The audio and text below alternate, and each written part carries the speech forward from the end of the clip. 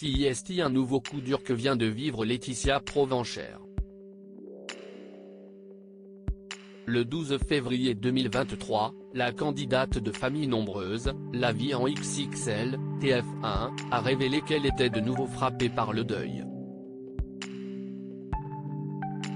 Si est le 22 mars 2022 que la belle brune a été révélée au grand public, dans l'émission de la première chaîne. Et elle a très vite touché les téléspectateurs avec son histoire personnelle bouleversante. Le 10 août 2020, son mari Guillaume, qui était pompier volontaire, est mort à la suite d'un accident du travail. Le jour de son décès, le 10 août, je suis à 2 mois de grossesse. Guillaume a fait une chute, 2 jours auparavant.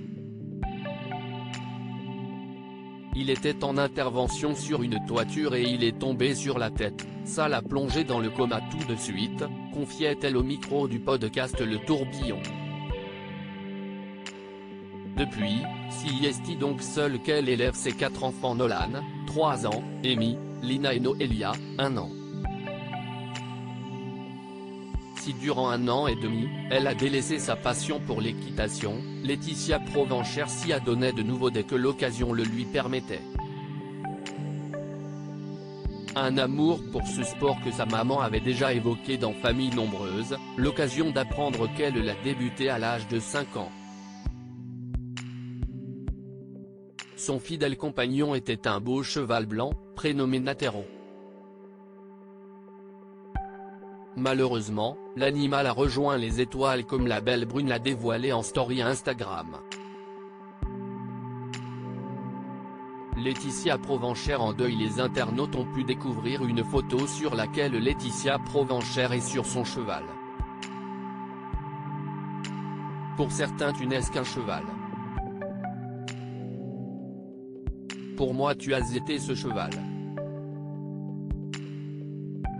Le premier qui m'a donné confiance, que j'ai voulu présenter à un concours, qui a été mon ami, mon confident.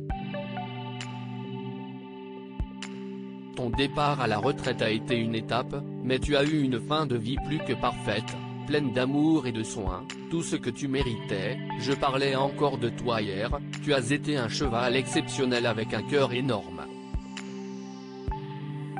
Je te laisse briller tout là-haut mais je ne t'oublierai jamais mon atouille, peut-on lire en légende de la publication.